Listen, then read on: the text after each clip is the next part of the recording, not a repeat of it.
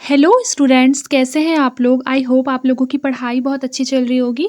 देखिए, आपका जो यूपी पीसीएस का एग्ज़ाम आने वाला है और उसके बाद फिर आपका सीजी पीसीएस का जो एग्ज़ाम आने वाला है, उन सब के लिए आर्ट एंड कल्चर के कुछ बहुत इंपॉर्टेंट टॉपिक इसमें मैं कवर कराऊंगी इस क्लास में।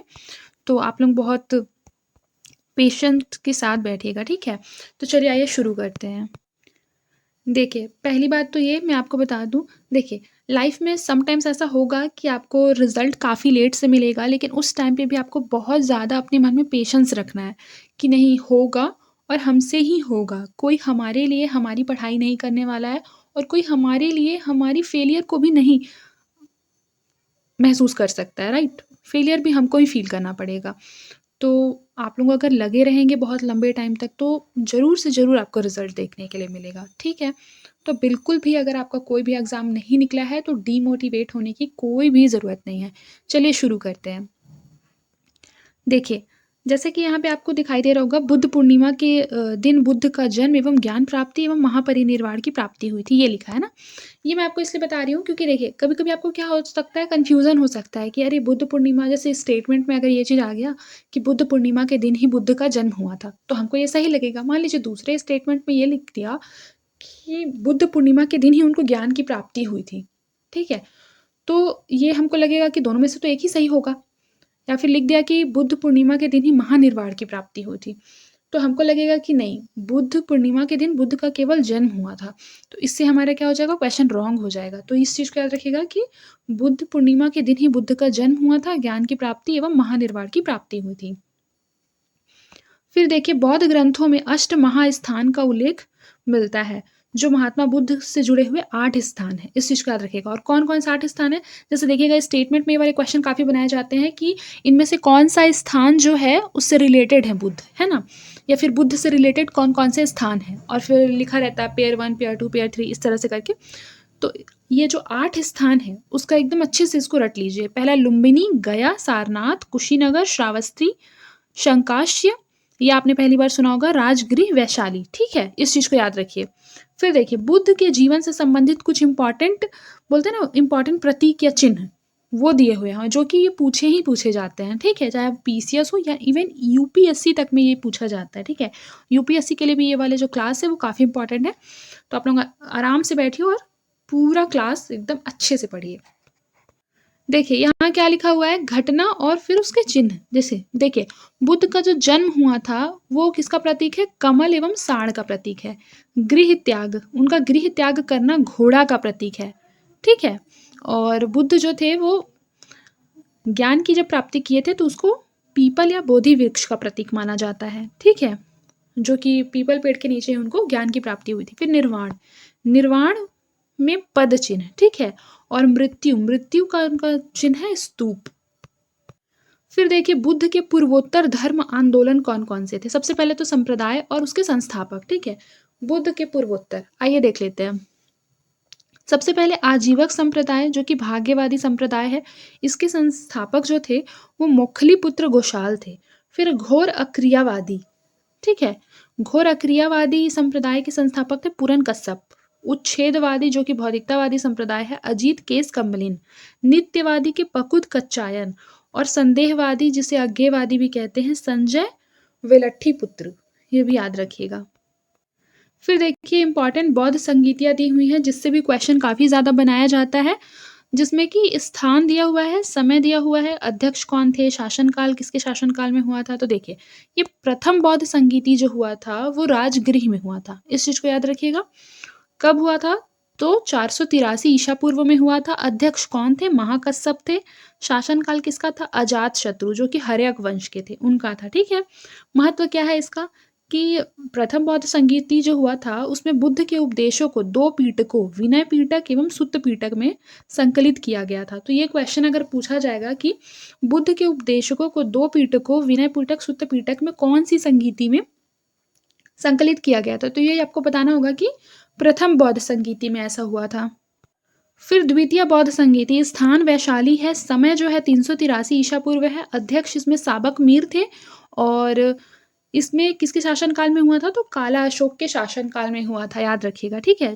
काला अशोक कौन से नागवंश के थे? तो शिशु नागवंश के थे।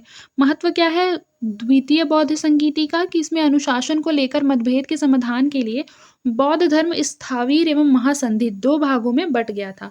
अनुशासन को लेकर वहाँ मतभेद हुआ था, उसके समाधान के लिए बौद्ध धर्म जो था वो 2 भागों में बँटा था, स्थावीर एवं महासंधिक। अब देखिए जैन धर्म के बारे में है कि जैनियों के 24वें तीर्थंकर जो थे वो महावीर जैन धर्म के वास्तविक संस्थापक थे, ठीक है? अब देखिए जैन धर्म के 24 तीर्थंकर माने जाते हैं, ठीक है? और याद रखिएगा कि जैन धर्म में उसके जो संस्थापक होते हैं जितेंद्रिय तथा ज्ञान प्राप्त महात्माओं की उपाधि तीर्थंकर ही कहलाती थी, ठीक है? जिसमें प्रथम थे ऋषभदेव, फिर अजितनाथ, संभवनाथ, अभिनंदन, सुमतिनाथ, पद्मनाथ, सुपार्श्वनाथ, चंद्रप्रभु, फिर सुविधिनाथ, शीतलनाथ है, फिर श्रेयांशनाथ, वासुमूल, विमलनाथ, अनंतनाथ, धर्मनाथ, शांतिनाथ, कुंथुनाथ, अर्थनाथ, मल्लिथानाथ और मुनि सुब्रत, नेमिनाथ, अरिष्टनेमी, पार्श्वनाथ और स्वामी महावीर 24वें तीर्थंकर थे, ठीक है? 24वें और 23वें तो अच्छे से याद रखिएगा। चलिए 22वां भी याद रख लीजिएगा, ठीक है? देखिए, जैन संगीति के बारे में पढ़ लेते हैं। याद रखिएगा जैन संगीति जो होता है ना, सबसे पहले संगीति का अर्थ क्या होता है? सभा। याद रखिएगा इस चीज़ को। चंद्रगुप्त मौर्य के शासनकाल में पहला जैन संगीति हुआ था 300 ईसा पूर्व में और पाटलिपुत्र में हुआ था। ये भी याद रखिएगा कि प्रथम जैन संगीति जो हुआ था वो चंद्रगुप्त मौर्य के काल में हुआ था और कहाँ हुआ था? पाटलिपुत्र में 300 ईसा पूर्व पहले। महत्व क्या था कि जैन धर्म के प्रधान 12 अंगों का इसमें संपादन हुआ था और स्थूलभद्र एवं संभूति विजय नामक स्थविरों के संरक्षण में जैन धर्म एवं दिगंबर एवं श्वेतांबर में बँट गया था। अच्छा, देखिए सबसे इम्पोर्टेंट तो यही वाला फैक्ट है कि प्रथम जैन संगीति जब हुआ था तो उसमें जैन धर्म दिगंबर एवं श्वेतांबर में बँट गया था 2 भागों में, प्रथम जैन संगीति में। इस चीज़ को याद रखिएगा। फिर देखिए द्वितीय जैन संगीति में क्या हुआ था? 500 ईसा पूर्व में हुआ था और याद रखिएगा और दूसरा गुजरात में हुआ था। पहला पाटलिपुत्र, दूसरा गुजरात। अध्यक्ष थे इसमें देवर्धि शमा श्रमण और महत्व था कि इनमें धर्म ग्रंथों को अंतिम संकलन लिपिबद्ध किया गया था। फिर देखिए तीर्थंकरों के प्रतीक या अवतार के बारे में दिया गया है। सबसे पहले ऋषभदेव जो थे, जो कि प्रथम तीर्थंकर थे ना ऋषभदेव। तो याद रखिएगा ऋषभदेव का जो प्रतीक था वो वृषभ था और शांतिनाथ का हिरण था, पार्श्वनाथ का सर्पफण था और याद रखिएगा पार्श्वनाथ 23वें तीर्थंकर थे और महावीर जो थे वो 24वें तीर्थंकर थे और महावीर का तो सबसे इम्पोर्टेंट है सिंह था, ठीक है? फिर देखिए लिखा है कि आचरांग सूत्र में महावीर की तपश्चर्या एवं काया कलेश का बड़ा ही रोचक वर्णन किया है। आचरांग सूत्र, ठीक है? जैन धर्म का ग्रंथ है आचरांग सूत्र, ठीक है? इस चीज़ को याद रखिएगा। फिर देखिए जैन धर्म की क्या-क्या मान्यता है कि जो संसार है वो 6 द्रव्यों जीव, पुद्गल, अधर्म, धर्म, आकाश और काल से निर्मित है, ठीक है? इस चीज़ को याद रखिएगा। पूर्ववर्ती महाव्रतों में महावीर ने मात्र 5वां महाव्रत ब्रह्मचर्य जोड़ा था, याद रखिएगा। 5वां महाव्रत जो ब्रह्मचर्य है वो महावीर ने जोड़ा था। इस चीज़ को याद रखिएगा। याद रखिएगा जैन धर्म के 3 त्रिरत्न होते हैं, सम्यक दर्शन, सम्यक श्रद्धा और सम्यक ज्ञान। अब आइए गांधार कला के बारे में देख लेते हैं। तो याद रखिएगा गांधार कला शैली को ग्रीक बौद्ध शैली भी कहा जाता है। इस चीज़ को याद रखिएगा, काफ़ी इम्पोर्टेंट है। और जो गांधार कला है उसका जो विकास हुआ था वो कुषाण काल में हुआ था। इस चीज़ को भी याद रखिएगा, ठीक है? और याद रखिएगा कि जो गांधार कला शैली है उसका निर्माण यूनानी शैली में हुआ है, लेकिन विषय वस्तु बौद्ध परंपरा से ली गई थी। तो अगर ये बोला जाए कि गांधार कला जो थी वो बौद्ध शैली से प्रेरित थी, अगर ये स्टेटमेंट आता है तो हमको पता है कि यह स्टेटमेंट सही है, ठीक है? फिर मथुरा कला देख लीजिए। मथुरा कला जो है वो भारतीय परंपरा का मौलिक विकास है। भारतीय कला में गढ़ी हुई बुद्ध की सबसे प्राचीन मूर्ति मथुरा में ही मिलती है और जैन धर्म के अनुयायियों ने मथुरा में इस विशेष शैली को प्रश्रय दिया, जहाँ की शिल्पियों ने महावीर की मूर्ति बनाई थी। और याद रखिएगा बुद्ध के जन्म, अभिषेक, महाभिनिष्क्रमण एवं संबोधि, धर्म चक्र प्रवर्तन, महापरिनिर्वाण आदि जीवन की विविध घटनाओं का कुशलतापूर्वक अंकन मथुरा कला के शिल्पियों के द्वारा किया गया। फिर इस चीज़ को देख लीजिए कि अजंता की गुफा संख्या 16, 17 और 19 गुप्त काल की मानी गई है। गुफाओं में सर्वाधिक प्राचीन दक्कन की गुफाएं हैं, इस चीज़ को याद रखिएगा। फिर गुप्त काल के श्रेष्ठ मंदिरों के बारे में देख लीजिए। स्थान और मंदिर दिए हुए हैं, आइए देख लेते हैं। सबसे पहले भूमरा। भूमरा में शिव मंदिर है। तिगवा जबलपुर में विष्णु मंदिर है और देवगढ़ में दशावतार मंदिर है, शिरपुर में लक्ष्मण मंदिर है जो ईंटों से बनाया गया है, लाल ईंटों से। उदयगिरी में भी विष्णु मंदिर है। ऐसे करके आप सारे मंदिरों को एक बार देख लेंगे। देखिए, इस तरह के क्वेश्चन भी बहुत पूछे जाते हैं कि लिंगराज मंदिर के निर्माणकर्ता कौन थे? इस तरह का क्वेश्चन को बहुत ज़्यादा पूछा जाता है, ठीक है? तो आइए देख लेते हैं। सबसे पहले लिखा है लिंगराज मंदिर, जो कि नागर शैली में बना गया है, निर्माणकर्ता यहाँ पे नहीं दिया हुआ है, मतलब इनके बारे में जानकारी शायद नहीं होगी, ठीक है? फिर देखिए जगन्नाथ मंदिर तो पुरी में हमको पता है और ये मंदिर भी नागर शैली में बनाया गया है, अनंत वर्मा जो है, वो इसके निर्माणकर्ता हैं, ये तो काफ़ी पूछा जाता है, ठीक है? फिर है कोणार्क का सूर्य मंदिर, ये भी नागर शैली में है और नरसिंह देव प्रथम जो है वो इनके निर्माण करता है। फिर देखिए खजुराहो का जो मंदिर है वो भी नागर शैली में है और चंदेल शासकों के द्वारा बनाया गया है, ये हमको पता है। फिर कंदरिया महादेव मंदिर जो है वो भी नागर शैली में है और धंगदेव चंदेल के द्वारा बनाया गया है। मोढेरा सूर्य मंदिर जो है वो उसके बारे में जानकारी नहीं किसके द्वारा बनाया गया है, लेकिन नागर शैली में है। दिलवाड़ा जैन मंदिर भी नागर शैली में है, राष्ट्रकूट वंश के द्वारा बनाया गया है। कैलाश मंदिर बेसर शैली में है, ये चीज़ को याद रखिएगा। एलोरा का जो कैलाश मंदिर है वो बेसर शैली में है, ठीक है? क्योंकि ये अलग है और ये राष्ट्रकूट वंश के द्वारा बनाया गया था। फिर यहाँ पे देखिए दशावतार मंदिर जो है वो भी हमारा बेसर शैली में है और ये गुप्त काल के शासकों द्वारा बनाया गया था। एलिफेंटा की जो गुफा है वो भी बेसर शैली में है और ये भी राष्ट्रकूट शासकों द्वारा बनवाया गया था। मामल्लपुरम मंदिर द्रविड़ शैली में है, पल्लव वंशी के द्वारा बनाया गया था, ये काफ़ी इंपॉर्टेंट हो जाता है, ठीक है? इस तरह से आप देख लेंगे। फिर देखिए ये तीनों तो काफ़ी इंपॉर्टेंट है, ठीक है? इस चीज़ को तो मतलब याद रखिएगा, ये बहुत रिपीटेड क्वेश्चन है, ठीक है? देखिए बृहदेश्वर मंदिर जो है वो द्रविड़ शैली में बना है, सबसे पहले तो ये याद रखिए, द्रविड़ शैली में बना है ये ना, द्रविड़ शैली में, ठीक है? बृहदेश्वर मंदिर द्रविड़ शैली में बनाया गया है राजा राज चोल द्वारा, ठीक है? जो तंजौर के राजा थे। फिर गंगईकोंड चोलपुरम का जो मंदिर है वो भी द्रविड़ शैली में है, जिसे राजेंद्र चोल ने बनाया है। और जो हमारे तिरुमलाई का मंदिर है वो भी द्रविड़ शैली में है और पांड्य वंशी राजाओं के द्वारा बनाया गया है। फिर देखिए बौद्ध स्तूप जो है, स्तूप का जो सामान्य अर्थ होता है वो किसी वस्तु का ढेर या फिर थूहा होता है, इस चीज़ को याद रखिए। फिर बुद्ध के महापरिनिर्वाण के बाद उनकी अस्थि अवशेषों पर 8 स्तूपों का निर्माण हुआ है, ये बिल्कुल सही है। फिर देखिए स्तूप के निम्नलिखित भाग होते हैं। वेदिका रेलिंग का जो निर्माण होता है वो स्तूप की सुरक्षा हेतु किया जाता है। मेधी कुर्सी वह चबूतरा जिस पर स्तूप का मुख्य हिस्सा आधारित होता है, ठीक है? अंड क्या होता है? स्तूप का अर्धगोलाकार हिस्सा, ठीक है? फिर जो हर्मिका है वो स्तूप के शिखर पर अस्थि की रक्षा हेतु बनाया जाता है, ठीक है? शत्र धार्मिक चिन्ह का प्रतीक। यष्टि शत्रु को सहारा देने के लिए। सोपान मेधी पर चढ़ने उतरने के लिए। इसको आप अगर डायग्राम से देखेंगे तो आपको ज़्यादा समझ में आएगा, ठीक है? तो एक बार आप इंटरनेट पे इसका डायग्राम सर्च करके देख लेंगे। फिर देखिए भरहूत का जो स्तूप है वो सर्वाधिक प्राचीन स्तूप है, हमें ये पता होना चाहिए। सांची का स्तूप सबसे विशाल और श्रेष्ठ है, जिसके निर्माणकर्ता कौन है? अशोक है। और याद रखिएगा चैत्य गृहों में बुद्ध के प्रतीक के रूप में पूजा की जाती है। अब ये देख लीजिए जो 2.5 दिन का झोपड़ा है उसका जो निर्माण है वो कुतुबुद्दीन ऐबक ने करवाया था अजमेर में, ये याद रखिएगा। इल्तुतमिश का मकबरा जो है वो इल्तुतमिश ने उसे बनवाया था दिल्ली में। और जामा मस्जिद जो है वो भी इल्तुतमिश ने बनवाया है, ठीक है? इस चीज़ को याद रखिएगा। फिर क्या लिखा हुआ है? अतारकीन का दरवाज़ा, ये भी इल्तुतमिश ने बनवाया है जोधपुर में। सुल्तानगढ़ी का जो मकबरा है, ठीक है? वो भी इल्तुतमिश ने बनवाया है, कहाँ बनवाया है? दिल्ली में। फिर देखिए लाल महल बलबन ने बनवाया है दिल्ली में। बलबन का जो मकबरा है वो भी बलबन ने बनवाया है दिल्ली में।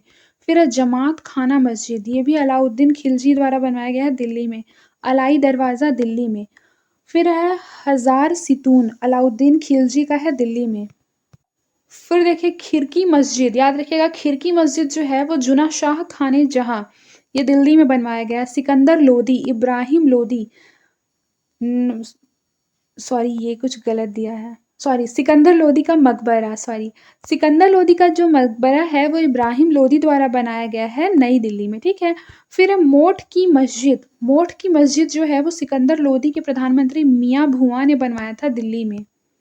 फिर ये देख लीजिए हुमायूं का मकबरा, अगर एक दृष्टि में देखा जाए तो देखिए 1556 ईस्वी में हुमायूं की जो विधवा बेगम थी हाजी बेगम, ठीक है? उन्होंने ये शुरू करवाया था, ठीक है? इस चीज़ को याद रखिएगा।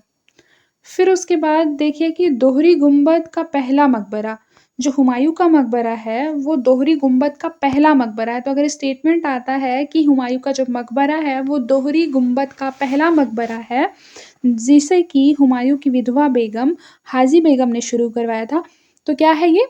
बिल्कुल सही है। फिर देखिए चार बाग पद्धति पहली बार यह ताजमहल का पूर्वगामी माना जाता है, ठीक है? चार बाग पद्धति पहली बार ताजमहल का पूर्वगामी माना जाता है। फिर यहाँ दफनाए गए लोग जैसे कि बेगा बेगम, हमीदा बानो बेगम, हुमायूँ की छोटी बेगम, दारा शिकोह, जहादर शाह, फ़र्रुखसियर, ठीक है? रफ़ी-उर-दौला, ठीक है? फिर रफ़ी-उर-दौला, आलमगीर द्वितीय, ये सब यहाँ दफनाए गए लोग थे, ठीक है? और अगर कोई पूछे कि चारबाग पद्धति पहली बार बनाया गया मकबरा कौन-सा है, तो इस चीज़ को याद रखिएगा कि हुमायूँ का मकबरा। ये इतना इम्पोर्टेंट है, इसको वेरी, वेरी इम्पोर्टेंट टिक कर दीजिए, ठीक है? देखिए, इस पर बहुत क्वेश्चन पूछे जाते हैं, जैसे कि फॉर एग्ज़ाम्पल क्वेश्चन में पूछेगा कि हुमायूँ के समकालीन चित्रकार कौन थे? ठीक है? इनमें से। तो फिर पहले ऑप्शन में मान लीजिए दे दिएगा कि मीर सैयद अली, दूसरे में दे देगा दसवंत और तीसरे में देगा बिसनदास। तो हमें ये पता होना चाहिए कि ओनली वन आंसर होगा क्योंकि मीर सैयद अली जो है वो हुमायूँ के समकालीन चित्रकार थे, ठीक है? लेकिन दशवंत जो थे वो अकबर के कालीन चित्रकार थे और जो जहांगीर कालीन चित्रकार है वो बिसनदास है, ठीक है? इस चीज़ को याद रखिएगा। तो इस तरह का क्वेश्चन भी बहुत ज़्यादा पूछा जाता है। तो चलिए आइए देखते हैं। क्या कह रहा है कि हुमायूँ के समकालीन चित्रकार, तो याद रखिएगा हुमायूँ के समकालीन चित्रकार मीर सैयद अली और अब्दुल समद थे, इस चीज़ को याद रखिएगा। अकबर के समकालीन चित्रकार में दशवंत थे और सर्वोत्कृष्ट चित्रकार बसावन भी था, ठीक है? और जहांगीर में बिसनदास थे, उस्ताद थे, मंसूर थे, अबुल हसन थे, इस चीज़ को याद रखिएगा। फिर देखिए मुगल कालीन इमारतें एक दृष्टि में दी हुई है कि इमारतें, स्थान एवं शासक, ठीक है? देखिए जामा मस्जिद, ठीक है? संभल में बनाया गया है रुहेलखंड, जिसका निर्माण जामा मस्जिद का बाबर ने करवाया था, ठीक है? इस चीज़ को याद रखिएगा। और आगरा का जो मस्जिद है, वो भी बाबर ने कराया था, ठीक है? बाबरी मस्जिद अयोध्या में है, बाबर के सेना के द्वारा कराया गया था, ठीक है? फ़तेहाबाद की मस्जिद, ये पंजाब में है, जिसका जो शासक है, किसने निर्माण करवाया था? हुमायूँ ने। फिर देखिए दिन पनाह नगर दिल्ली, ठीक है? इसका निर्माण हुमायूँ ने कराया था। पुराना किला दिल्ली शेर शाह ने कराया था। इस तरह से आप सारे देख सकते हैं, ठीक है? यहाँ पे इम्पोर्टेंट है शेर शाह का मकबरा जो कि सासाराम में है। शेर शाह ने इसका निर्माण कराया था, इस चीज़ को याद रखिएगा। और हुमायूँ का मकबरा दिल्ली में है, हाजी बेगम ने इसका निर्माण कराया था, ये हमने ऊपर पढ़ा, ये भी इम्पोर्टेंट हो जाता है, ठीक है? हुमायूँ के मकबरे के निर्माण उनकी वाइफ हाजी बेगम ने करवाया था। ये सारा भी आप देख लीजिएगा, ठीक है? फिर ये भी देख लीजिएगा, ठीक है? जिसमें कि एतमादुल्लाह का जो मकबरा था वो आगरा में है, नूरजहाँ ने बनवाया था, ठीक है? जहांगीर का मकबरा जो है वो भी नूरजहाँ ने बनवाया था और दीवाने आम, दीवाने खास ये सब शाहजहाँ का है। मच्छी भवन, शीश महल ये सब शाहजहाँ का है और सब आगरा में है, ठीक है? इस चीज़ को याद रखिएगा। ये आगरा वाला सारा बहुत इम्पोर्टेंट है, ठीक है? इस चीज़ को याद रखिएगा। फिर ये देखिए नौलक्खा महल जो है वो लाहौर में है, शाहजहाँ के द्वारा बनवाया गया था। ख्वाब महल भी शाहजहाँ के द्वारा बनाया गया था लाहौर में ही, ठीक है? और फिर ये बाकी औरंगज़ेब वाला भी आप देख सकते हैं, बादशाही मस्जिद, मोती मस्जिद ये औरंगज़ेब ने बनवाया था। मोती मस्जिद कहाँ है बताइए? लाल किले के भीतर है और बादशाही मस्जिद को ही बीवी का मकबरा कहते हैं जो कि औरंगज़ेब ने बनवाया था। फिर ये देखिए ये कोई स्पेसिफिक स्टेट से लेकर उसके डांस है, ठीक है? जो स्टेट में होते हैं, ठीक है? उसके लोक नृत्य हैं। आइए इसे देख लेते हैं। देखिए हरियाणा, हरियाणा के जो लोक नृत्य हैं वो है छोरिया, डफ, धमाल, खोरिया, फाग ये सही है। महाराष्ट्र के हैं डाहिकल, तमाशा, गोधल गीत, फिर है लावड़ी, कोली, लेज़िम। फिर उसके बाद है जम्मू कश्मीर का है डमाली, हिकात, डांडी नाच, कूद, राउफ, भाखा गीत, पात। राजस्थान का गणगौर है, झूमर है, घूमर है, गोपिका लीला है और तेरह ताली है। गुजरात का है गरबा, घेरिया रास, गोफे, जेरियन, डांडिया रास, पड़िहारी, ये सब है। फिर छत्तीसगढ़ के है गौर नृत्य, गोड़ी नृत्य, मांदरी नृत्य, सुआ, पंथी, राउत, चंदैनी, कर्मा, ककसार, परब नृत्य, फुल्की पाटा, ये सब है। फिर है झारखंड के पैका, नटुआ, छऊ, सरहुल, कर्मा, ये सब है। उड़ीसा के है चुंगन नाट, पैका, जदूर, मुदारी, आया, छाऊ, ये सब है। फिर उत्तराखंड के है चांचरी, छपेली, छोलिया। कर्नाटक का यक्षगान, ये इम्पॉर्टेंट है और हमें बचपन से पढ़ा भी है, ठीक है। फिर देखिए आंध्र प्रदेश का है कुम्मी, बतकम्मा, छड़ी नृत्य। बिहार का जटजाटीन, घुमकड़िया, छाऊ, लुचरी। उत्तर प्रदेश का छपेली, करड़, कजरी, रास लीला, नौटंकी, कजरी, दिवाली। दिवाली नृत्य कहाँ की है? उत्तर प्रदेश की। केरल का है कैको, टिक्कली, चाक्यर कुथु। फिर है कुडियाट्टम, मोहिनी अट्टम, मारामोन। फिर देखिए मध्य प्रदेश में है फाग, सुआ, टपाड़ी, सैला, भगोरिया, हुलको, मुंदड़ी। फिर है संगमाड़िया। फिर है पश्चिम बंगाल में बाउल नृत्य, कथी, जात्रा। फिर है तमिलनाडु में कुम्मी, जलीकट्टी, चित्तिरैह, आदि पेरुक, महामाघम। अरुणाचल प्रदेश का है मुखौटा, मोपिन, सोलुंग, लोसार, ये सब है, ठीक है। ऐसे आप नागालैंड और मणिपुर का भी देख लीजिएगा। फिर देखिए मिजोरम में पखुलिया नृत्य होता है, मेघालय में पाबलांग नोंगक्रेम नृत्य होता है जो कि खासी जनजाति करती है। बेहदी नखलम नृत्य जो है वो मेघालय में होता है। फिर उसके अलावा वांगाला नृत्य होता है गारो जनजाति के द्वारा मेघालय में, ठीक है। सिक्किम में दसई, नामसूंग, तेनदोग हलो, रूमफाट, लोसर, बराहमजोग, फिर सोनम, लोचर, साकेवा, ये होता है। फिर त्रिपुरा में गरिया, धामेल, बीजू, होजगिरी, सबरूम, मुरा सिंह। दादरा नगर हवेली में दिवसो, भावड़ा, ये सारा नृत्य होता है। और यहाँ पर ये भारत के कुछ इम्पॉर्टेंट भारतीय लोक नृत्य हैं उसके बारे में देखें। गोपिका लीला जो है वो राजस्थान में होता है, हालांकि ये हमने पहले भी पढ़ा है, अभी जब मैं आपको पढ़ा रही थी ऊपर। फिर जद्दा, जद्दा नृत्य जो है वो हिमाचल प्रदेश का है। जट जाटिन बिहार में वर्षा ऋतु का नृत्य है जट जाटिन। झिंटा हिमाचल प्रदेश, झोरा उत्तर प्रदेश, कैक्को टिक्कली केरल, कजरी करड़। उत्तर प्रदेश में फसल कटाई के समय किया जाने वाला नृत्य कजरी एवं करण। फिर है काठी नृत्य पश्चिम बंगाल का, छड़ी नृत्य, ठीक है। कोल्लम तमिलनाडु का छड़ी नृत्य। कूद जम्मू का लोक नृत्य। कुम्मी दक्षिण का महिला नृत्य। महासू थाली हिमाचल प्रदेश।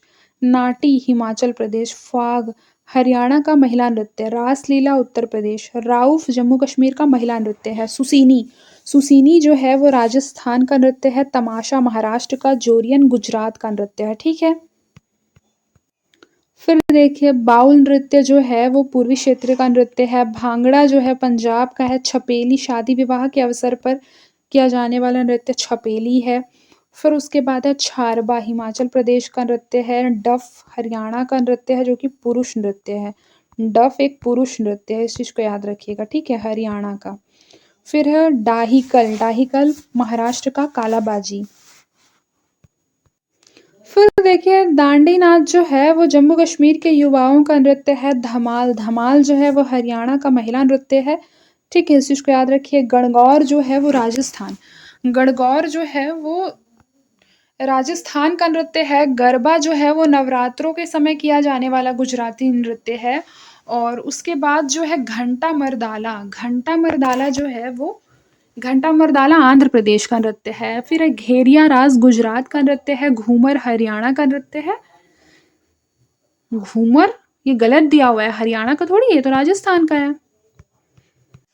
फिर देखिए भारत के प्रमुख घराने एवं उसके कलाकार दिए हुए हैं, आइए देख लेते हैं। बनारस घराना, ठीक है। तो जो बनारस घराना है उसके जो प्रमुख कलाकार हैं वो है किशन महाराज जो कि तबला वादक है। समता महाराज वो भी तबला वादक है। गिरजा देवी ये एक गायिका है, ठीक है। ग्वालियर घराना, ग्वालियर घराना के विष्णु दिगंबर पलूस्कर है। देखिए, इस तरह के क्वेश्चन जो है एसएससी में बहुत पूछा जाता है, ठीक है? आगरा घराना के फ़याज़ खान है, किराना घराना के गंगूबाई हंगल है, ये सारा ऐसे करके आप देख लेंगे, ठीक है? आपको एक जगह पे नोट्स प्रोवाइड करा दिया गया है, एकदम अच्छे से इसको रट लीजिएगा। फिर देखिए यहाँ पर कुछ आदिवासी एवं जनजातीय नृत्य के बारे में दिया हुआ है, जो कि आपके पीसीएस के एग्ज़ाम के लिए बहुत ज़्यादा इम्पोर्टेंट है, ठीक है? देखिए, सरहुल नृत्य कहाँ किया जाता है? तो झारखंड के आदिवासियों के द्वारा किया जाता है, ठीक है? फिर देखिए तपड़ी नृत्य कहाँ किया जाता है? तो बैगा महिलाओं के द्वारा किया जाता है और हमको पता है कि बैगा जनजाति जो है वो झारखंड में भी है, छत्तीसगढ़ में भी है और मध्य प्रदेश में भी है, ठीक है? तो बैगा जनजाति की महिलाओं द्वारा कौन-सा नृत्य किया जाता है? तपड़ी नृत्य। फिर दलखई नृत्य जो है उड़ीसा की जनजातियों वाला नृत्य है। बम्बू नृत्य ये कुकी और नागाओं के द्वारा किया जाने वाला नृत्य है, जो कि कहाँ रहते हैं? नागालैंड एवं मणिपुर में, ठीक है? दगला, दगला नृत्य जो है वो भीलों का नृत्य है, वो भी पुरुष नृत्य है, दगला नृत्य, ठीक है? पुरुष नृत्य, भील जनजाति के द्वारा। चेरिया नृत्य बस्तर की मुड़ियाओं द्वारा किया जाता है, फिर बाइसन हॉर्न बस्तर की मड़ियाओं का नृत्य है और गोंचो नृत्य गोंड जनजाति का नृत्य है। फिर देखिए यहाँ गरुड़ वाहन नृत्य ओडिशा की पैका जनजातियों के द्वारा किया जाता है, कर्मा नृत्य झारखंड के कोलो द्वारा किया जाता है, जदूर मयूरभंज के भूमिया का नृत्य होता है, रेंगमा नागालैंड की जनजातियों का नृत्य होता है, माघा जो होता है छोटा नागपुर के आदिवासियों द्वारा किया जाने वाला नृत्य है। फिर देखिए हमारा फिर देखिए भारतीय चित्र एवं चित्रकार इसके बारे में दिया हुआ है, ठीक है? देखिए स्वतंत्रता का स्वप्न, औरंगजेब का बुढ़ापा, ताज को निहारता शाहजहां, कृष्ण लीला एवं ताजमहल, शाहजहां की मृत्यु, बुद्ध और सुजाता। ये सारा जो चित्रकार जो इसके हैं वो है अवनींद्रनाथ टैगोर, ठीक है? इसे इसको याद रखिए। फिर है युधिष्ठिर की स्वर्ग यात्रा, गांधी जी की दांडी यात्रा, शिव का विषपान, ठीक है? ये सब नंदलाल बोस द्वारा चित्र बनाया गया था, ठीक है? ये उसके चित्रकार थे। फिर यहाँ पे देखिए प्रोफेशनल मॉडल एवं भिखमंगे का जो ड्राइंग होता है वो पहाड़ी स्त्रियाँ, श्रृंगारित वर वधु, पड़िहारिन, पत्नी और प्यार का बोझ, बुद्ध का गृह भिगमन, हाट की ओर, ये सब जो है अमृता शेरगिल, ठीक है? अमृता शेरगिल के द्वारा बनाया गया था, ठीक है? फिर है काला चांद जो है वो सतीश गुजराल के द्वारा बनाया गया था। औरत रविंद्रनाथ टैगोर, ठीक है? उनके द्वारा बनाया गया था। फिर बुद्ध पूजा ये नारायण श्रीधर बेंदे के द्वारा, ठीक है? इस तरह से बाकी ड्राइंग आप देख लेंगे किसके-किसके द्वारा बनाया गया था। फिर देखिए भारतीय राज्यों की रंगोली के बारे में दिया हुआ है, जिसमें कि राज्य दिए हुए हैं और रंगोली के नाम दिए हुए हैं। आइए देख लेते हैं। सबसे पहले राजस्थान। राजस्थान में जो रंगोली का क्या नाम है? मंडना एवं मेहंदी। बिहार में क्या है? अरीपन गोदान। महाराष्ट्र, गुजरात में क्या है रंगोली? और फिर उसके बाद है तमिलनाडु। तमिलनाडु में कोल्लम। फिर उसके बाद कर्नाटक में रंगवल्ली। इस तरह से आप देख लीजिएगा। फिर देखिए ये भी एसएससी के लिए काफ़ी इंपॉर्टेंट क्वेश्चन है और पीसीएस के लिए, ठीक है? काफ़ी पूछा जाता है। देखिए प्रमुख सितार वादक दिए हुए हैं, सॉरी प्रमुख वाद्य एवं उसके वादक, जैसे सितार वादक में सबसे पहले भारत रत्न पंडित रविशंकर के बारे में दिया हुआ है। फिर उस्ताद विलायत खान, शाहिद परवेज, शुजात हुसैन, बद्धादित्य मुखर्जी, निशात खान इत्यादि के बारे में दिया हुआ है। ये कौन है? सितार वादक है। शरोद वादक कौन है? तो उस्ताद अजमत अली खां, उस्ताद अली अकबर खां, उस्ताद अलाउद्दीन खां, ब्रज नारायण आदि। संतूर के पंडित शिव कुमार शर्मा, भजन सोपोरी। इसी तरीके से आप देख लीजिएगा वीणा का भी और वायलिन का भी देख लीजिए। फिर सारंगी का भी देख लीजिए, अरुणा काले, संतोष मिश्रा, सावरी खां, रमजान खान। गिटार के हैं ब्रजभूषण काबरा। बांसुरी के कौन है? हरिप्रसाद चौरसिया है, पन्नालाल घोष है, रघुनाथ सेठ है, विजय राघव राय है। फिर शहनाई के देख लीजिए, उस्ताद बिस्मिल्लाह खान किसके हैं? शहनाई के हैं। भोलानाथ प्रसन्न किसके हैं? शहनाई के हैं। हारमोनियम की कौन है? अप्पा जुलगांवकर है। पखावज के गोपाल दास इंद्रलाल राणा है, ठीक है? मृदंग के कौन है? पालधर रघु ठाकुर बीकम सिंह है। तबला के अल्लाह रखा लतीफ़ खां गुदई महाराज। फिर देखिए लौकिक साहित्य की महत्वपूर्ण रचनाएं एवं रचनाकार के बारे में दिया हुआ है। आइए देख लेते हैं। रचनाकार विशाख दत्त। विशाख दत्त ने क्या लिखा था? उनकी रचना क्या है? मुद्रा राक्षस। फिर है सोमदेव। सोमदेव की रचना क्या है? कथा सरित सागर। शिमेंद्र की रचना है वृहत कथा मंजरी। कालिदास की है मालवी काग्नि मित्रम। शूद्रक का मृक्षकटिकम, कामंदक का नीतिसार, कलहड़ की राज तरंगिणी, सोमेश्वर का रसमाला एवं कीर्ति कौमुदी, मेरुतंग का प्रबंध चिंतामणि। ये काफ़ी इम्पोर्टेंट है और हर बार एग्ज़ाम में 1-2 फैक्ट वाले क्वेश्चन इस तरह के पूछे ही जाते हैं, जिसमें रचनाएँ और रचनाकार के नाम होते हैं। फिर अगला क्वेश्चन देखिए राजशेखर। राजशेखर ने ये क्या लिखा था? प्रबंध कोश। अश्वघोष, बुद्धचरित, सौंदरानंद, ठीक है। बाणभट्ट ने क्या लिखा था? हर्षचरित। वाकपति, वाकपति ने गौड़वही लिखा था, ठीक है। बिल्हड़, बिल्हड़ विक्रमांक देवचरित, ठीक है। पद्मगुप्त, पद्मगुप्त ने क्या लिखा था? नव साहसांक चरित। संध्याकर नंदी, संध्याकर नंदी ने क्या लिखा था? रामचरित। हेमचंद्र ने कुमार पाल चरित। फिर देखिए कुछ प्रसिद्ध यूनानी रोमन लेखकों की पुस्तकों के बारे में दिया हुआ है। मेगास्थनीज, मेगास्थनीज का इंडिका। टॉलमी का ज्योग्राफी। यूनानी पेरिप्लस ऑफ एरिथ्रियन सी, ठीक है। प्लीनी, प्लीनी का नेचुरल हिस्टोरिका, ठीक है। अन्य महत्वपूर्ण कीर्तियों में क्या दिया हुआ है आइए देख लेते हैं। हाल का गाथा सप्तशती, ठीक है, जो कि प्राकृत भाषा में लिखा हुआ है। गुणाद्य का क्या है? वृहत कथा। चरक का चरक संहिता। भरत का नाट्य साहित्य। फिर देखिए यहाँ गुप्त काल की कुछ महत्वपूर्ण कीर्तियों के बारे में दिया हुआ है, तो आइए उसकी महत्वपूर्ण कीर्ति देख लेते हैं। चलिए देखिए सबसे पहले कालिदास की कृति क्या है? तो कालिदास की महत्वपूर्ण कृतियों में आती है ऋतुसंहार, मेघदूतम, कुमार संभव, रघुवंशम, मालविकाग्निमित्रम, अभिज्ञान शाकुंतलम, विक्रमोर्वशीयम, ये सब कालिदास की महत्वपूर्ण कृतियां हैं। विशाख दत्त की कृति क्या है? मुद्रा राक्षस और देवी चंद्रगुप्तम। देवी चंद्रगुप्तम भी एक बार PYQs में आ चुका है और मुद्रा राक्षस भी आ चुका है।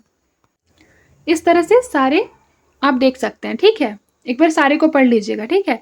जैसे कि विशाख दत्त का मैंने बताया, मुद्रा राक्षस, देवी चंद्रगुप्तम, दंडीन का है काव्य दर्शन, दश कुमार चरित, भास का स्वप्न वासवदत्ता, चारुदत्त अरुभंग, बाणभट्ट का हर्षचरित और कादंबरी है, और हर्ष का क्या है? नागानंद प्रियदर्शी का रत्नावली, भारवी का कितारा अर्जुनियम है, वत्स भट्टी का रावण वध है, अमर सिंह का अमर कोश है, चंद्रगोमी का चंद्र व्याकरण, बुद्ध घोष का विशुद्धि मग्ग है, वराहमिहिर का बृहत संहिता पंच सिद्धांतिका है। इस चीज को अच्छे से याद रखिएगा। फिर देखिए आर्यभट्ट, आर्यभट्ट का याद रखिए, ब्रह्म सिद्धांत आर्यभट्टियम, सूर्य सिद्धांत है, सिद्धसेन का न्यायवतार है, विष्णु शर्मा पंचतंत्र है, कामंदक नीतिसार, वात्स्यायन कामसूत्र, चरक का चरक संहिता, शूद्रक का मृक्षकटिकम, असंग का योगाचार। फिर देखिए मुगल कालीन कृतियों के बारे में दिया हुआ है, जिसमें की कृति क्या है? तुजुके बाबरी, जिसे बाबरनामा भी कहते हैं, ठीक है। बाबरनामा के लेखक कौन है? बाबर है। फिर है भाषा, भाषा क्या है उनकी? तुर्की है, ठीक है। दीवान रिसाल ए उसज, ठीक है, इसके लेखक भी कौन है? बाबर है, और भाषा क्या है? तुर्की है। मुबइयान, मुबइयान के जो लेखक है वो बाबर है, और भाषा क्या है? तुर्की है। फिर देखिए हुमायूंनामा, हुमायूंनामा किसने लिखा है? गुलबदन बेगम ने फारसी में लिखा है। तोहफा-ए-अकबर शाही अब्बास खान सरवानी ने लिखा है। फिर तारीख-ए-अल्फी मुल्ला दाऊद की बुक है, ठीक है। अकबरनामा अबुल फजल ने लिखा है। आईने अकबरी भी अबुल फजल ने लिखा है, ठीक है। तबकाते अकबरी निजामुद्दीन अहमद ने।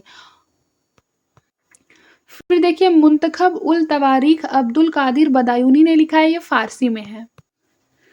फिर देखिए तुजुके जहांगीरी, तुजुके जहांगीरी, जहांगीर मोतमीद फारसी खां और मोहम्मद हादी। फिर है फुतुहात ए आलमगीरी, ईश्वर दास नागर। इस तरह से आप सारा देख लीजिएगा। नुक्शा ए दिलखुशा जो है ये इम्पॉर्टेंट है, भीमसेन सक्सेना, और दारा शिकोह भी इम्पॉर्टेंट है। मज़्म उल बहरीन दारा शिकोह, ये इम्पॉर्टेंट है, ठीक है। फिर ये कुछ अनुवादित पुस्तकें दिया हुआ है, जिसमें रज़्मनामा, ठीक है। तो रज़्मनामा जो है वो महाभारत का ट्रांसलेशन किया गया बुक है, ठीक है। किसके द्वारा किया गया है? बदायूनी, नकीब खां, अब्दुल कादिर। रामायण जो है उसका ट्रांसलेशन बदायूनी ने किया था, और महाभारत का भी बदायूनी ने किया था, ठीक है। अथर्ववेद का हाजी इब्राहिम सरहिंदी ने। भागवत पुराण, भागवत गीता, योग वशिष्ठ इसका राजा टोडरमल ने किया था। फिर 52 उपनिषद सिर्र ए अकबर नाम से दारा शिकोह ने किया था। फिर देखिए कालिया दमन, कालिया दमन जो है वो अबुल फजल ने उसका ट्रांसलेशन किया था, किससे? आयार दानिशे नाम से। फिर है पंचतंत्र, पंचतंत्र का जो बुक था वो अबुल फजल ने ट्रांसलेट किया था कालीला दिमना नाम से, ठीक है। और लीलावती नल दमयंती को फैजी ने ट्रांसलेट किया है। देखिए ये सारा जो क्वेश्चन है ना प्रख्यात साहित्यकार एवं उनकी कृति के बारे में, ये बहुत इम्पोर्टेंट है और ये सारे ही एग्ज़ाम के लिए बहुत इम्पोर्टेंट है, ठीक है? मतलब ऐसा आपका कोई भी ऐसा सिंगल एग्ज़ाम नहीं बचेगा जिसमें कि इस तरह का क्वेश्चन नहीं पूछा जाएगा, स्पेशली कॉम्पिटिटिव एग्ज़ाम के लिए, ठीक है? तो आइए देख लेते हैं। जैसे देखिए दंडी, दंडी एक लेखक है, उनकी कृति क्या है? अवंती सुंदरी और दश कुमार चरितम। भवभूति की उत्तर रामचरित, मम्मट का काव्य प्रकाश, राजशेखर का काव्य मीमांसा, जयदेव का गीत गोविंद। फिर देखिए भरत मुनि का नाट्यशास्त्र, विष्णु शर्मा का पंचतंत्र, विश्वनाथ का साहित्य दर्पण, भर्तृहार का नीति शतक, श्रृंगार शतक, वैराग्य शतक, माघ का शिशुपाल वध, सोमदेव का कथा सरित सागर। अब देखिए हम लोगों ने इतना पढ़ा है, अब उसके लिए कुछ इंपॉर्टेंट एमसीक्यूज लगा लेते हैं, ठीक है? आज की क्लास मैंने आपको पहले भी बताई थी, थोड़ी लंबी होने वाली है, पेशेंस के साथ बैठिए, ठीक है? और आज आपका आर्ट एंड कल्चर लगभग एकदम कंप्लीट हो जाएगा, बस आपको क्या करना है? रिवीजन करना है, ठीक है? आइए देखते हैं। पहला क्वेश्चन क्या है कि किस वेद का कुछ अंश गद्य में लिखा गया है? बताइए। तो ये हो जाएगा यजुर्वेद। यजुर्वेद का जो कुछ अंश है वो गद्य में भी लिखा हुआ है, बाकी सब में पद्य है, ठीक है? इस चीज़ को याद रखिएगा। फिर देखिए संगीत सम्राट तानसेन के गुरु कौन थे? तो इस चीज़ को याद रखिएगा, जो तानसेन के गुरु थे वो स्वामी हरिदास थे, इस चीज़ को याद रखिएगा, ठीक है? कौन मूलतः पुरुषों का नृत्य माना जाता है? तो याद रखिएगा पुरुषों का नृत्य जो है वो कथकली माना जाता है। फिर ये देखिए कि भारतीय शास्त्रीय नृत्य की सबसे प्राचीन शैली कौन-सी है? तो भारतीय शास्त्रीय नृत्य की सबसे प्राचीन शैली जो है वो भरतनाट्यम है। निम्नलिखित में से कौन-सी शास्त्रीय नृत्य शैली देवदासी नृत्य परंपरा की विरासत नहीं है? बताइए। बिल्कुल सही, ऑप्शन नंबर सी मणिपुरी। फिर है पंडवानी किस राज्य की प्रमुख लोक नृत्य शैली है? तो जो पंडवानी है वो छत्तीसगढ़ की है लोक नृत्य। फिर देखिए लावणी किस राज्य का प्रसिद्ध लोक नृत्य है? बताइए। बिल्कुल सही, महाराष्ट्र का। सितार के आविष्कारक कौन है? तो सितार के आविष्कारक अमीर खुसरो हैं। अमीर खुसरो सितार बजाते थे। राग भैरवी गाने का समय कब आता है? तो राग भैरवी गाने का समय प्रातः काल है। फिर देखिए कौन मुगल शासक है जो वीणा वादन के लिए प्रसिद्ध था? तो ये हम सबको पता है, औरंगजेब जो था वो वीणा बजाता था। उसके अलावा जो समुद्रगुप्त था वो भी वीणा बजाता था, लेकिन ऑप्शन में नहीं दिया हुआ है, ठीक है? तो ये होगा औरंगजेब। फिर देखिए क्या दिया हुआ है कि संगीतकार तानसेन किस राज दरबार से संबंधित रहे हैं? तो इस चीज़ को याद रखिएगा, ये रीवा, ग्वालियर और मुगल इससे रिलेटेड थे। फिर है किस ग्रैमी पुरस्कार विजेता संगीतज्ञ ने गिटार में और नए तार जोड़कर उसके बदले हुए रूप का नाम मोहन वीणा रखा है? तो याद रखिएगा मोहन वीणा जो है वो किसका नाम है? विश्व मोहन भट्ट। विश्व मोहन भट्ट ने बदले हुए नाम को क्या रखा है? मोहन वीणा। फिर देखिए आइए देखते हैं महाभारत का पारसी अनुवाद। महाभारत का पारसी अनुवाद है रज़्मनामा। फिर देखिए जो राजा रवि वर्मा है, ठीक है? राजा रवि वर्मा वो किस क्षेत्र में विख्यात है? तो इस चीज़ को याद रखिएगा, वो चित्रकला के क्षेत्र में विख्यात है। फिर भारत में चित्रकला किसके समय में प्रसिद्धि के शिखर पर पहुंचा था? तो इस चीज़ को याद रखिएगा कि ये जहांगीर के टाइम पे प्रसिद्धि में पहुंचा था। सुप्रसिद्ध बन्नी ठन्नी चित्र जो है वो किस शैली पर आधारित है? बताइए किस शैली पर आधारित है? किशनगढ़ शैली पर। फिर गायत्री मंत्र जो है वो किस वेद में शामिल है? तो गायत्री मंत्र जो है वो ऋग्वेद में शामिल है। शून्यवाद के प्रवर्तक कौन माने जाते हैं? बताइए। तो जो शून्यवाद के प्रवर्तक हैं वो नागार्जुन माने जाते हैं। फिर देखिए एक बात कि नौरोज त्योहार किससे रिलेटेड है? तो नौरोज का जो त्योहार है वो पारसी धर्म से रिलेटेड है। फिर देखिए पैगंबर मोहम्मद के जन्मदिन के उपलक्ष्य में कौन सा त्यौहार मनाया जाता है? तो इस चीज़ को याद रखिएगा, ईद उल मिलादुन्नबी, ठीक है? फिर है उसके बाद पुष्कर मेला कहाँ लगता है? तो हम सबको पता है कि पुष्कर मेला जो है वो अजमेर में लगता है। फिर देखिए कोणार्क का काला पैगोडा किस देवता को समर्पित है? तो कोणार्क का जो काला पैगोडा है वो सूर्य देव को समर्पित है। वह त्रिमूर्ति जिसमें ब्रह्मा, विष्णु एवं महेश तीनों की मुखाकृति उत्कीर्ण है, कहाँ स्थित है? तो ये स्थित है एलिफेंटा की गुफाओं में। फिर देखिए विवेकानंद रॉक मेमोरियल कहाँ स्थित है? तो विवेकानंद रॉक मेमोरियल जो है वो कन्याकुमारी में स्थित है। फिर किस काल की लिपि को चित्राधर लिपि कहा जाता है? बताइए किस काल की लिपि को चित्राधर लिपि कहा जाता है? तो ऑप्शन नंबर बी सिंधु काल। सिंधु काल की जो लिपि है उसे चित्राधर लिपि कहते हैं। फिर राजस्थान में शरीर पर चित्र गुदवाने की प्रथा प्रचलित है, वह जनजाति कौन सी है? तो याद रखिएगा वह जनजाति भील है, ऑप्शन नंबर बी। फिर देखिए एक ऊँची जाति के पुरुष का एक नीची जाति की स्त्री से विवाह करना क्या कहलाता है? तो ये प्रतिलोम विवाह कहलाता है। अढ़ाई दिन का झोपड़ा निर्मित किसने करवाया था? तो अढ़ाई दिन का झोपड़ा है वो कुतुबुद्दीन ऐबक द्वारा निर्मित था। फिर एक क्वेश्चन देख लीजिए, काफ़ी अच्छा क्वेश्चन है कि इस्लाम धर्म स्वीकार न करने के कारण औरंगज़ेब ने निम्नलिखित में से किस सिख गुरु को प्राण दंड दिया था? ये एक बार पूछा भी जा चुका है। तो बताइए कौन से सिख गुरु को औरंगज़ेब ने प्राण दंड दिया था? बिल्कुल सही, गुरु तेग बहादुर को। इस चीज़ को याद रखिएगा, गुरु तेग बहादुर को। फिर एक बार देखिए अगला क्वेश्चन क्या है कि पाटलिपुत्र में आयोजित प्रथम जैन संगीति में महावीर स्वामी की पवित्र शिक्षाओं को कितने अंगों में विभाजित किया गया था? तो इसका जो करेक्ट आंसर हो जाएगा ये हो जाएगा 12 अंगों में। फिर हमारा अगला क्वेश्चन देखिए, राजसूय यज्ञ, ठीक है, राजसूय यज्ञ का सर्वप्रथम उल्लेख कहाँ मिलता है? तो इस चीज को याद रखिएगा, इसका सबसे पहला उल्लेख जो है वो ऐतरेय ब्राह्मण में मिलता है। फिर कौन सा मंदिर आबू पर्वत पर स्थित नहीं है? तो याद रखिएगा कौन सा पर्वत आबू पर्वत पर स्थित नहीं है? तो विश्वनाथ मंदिर। फिर गौतम बुद्ध द्वारा गृह त्याग की घटना को क्या कहा जाता है? तो गौतम बुद्ध के द्वारा गृह त्याग की घटना कहलाती है महाभिनिष्क्रमण। फिर है सुलह अकूल का जो सिद्धांत है वो प्रवर्तित किया गया था सम्राट अकबर के द्वारा। फिर है अशोक के शासनकाल में कौन सी बौद्ध परिषद का आयोजन किया गया था? तो अशोक के टाइम पे तृतीय बौद्ध संगीति हुआ था। याद रखिएगा, प्रथम प्रथम तो हुआ था अजात शत्रु, द्वितीय हुआ था काला अशोक, तृतीय हुआ था अशोक और चौथा हुआ था, बताइए चौथा। आप मुझे कमेंट बॉक्स में बताएंगे कि चौथा बौद्ध परिषद किसके काल में हुआ था, ठीक है। फिर देखिए कौन सा मुगल बादशाह था जिसने दरबार में संगीत और नृत्य पर प्रतिबंध लगा दिया था? तो इस चीज को याद रखिए, औरंगजेब। औरंगजेब ने क्या किया था? संगीत और नृत्य पर प्रतिबंध लगा दिया था। फिर देखिए संगीत के क्षेत्र में किस आविष्कार का श्रेय अमीर खुसरो को दिया जाता है?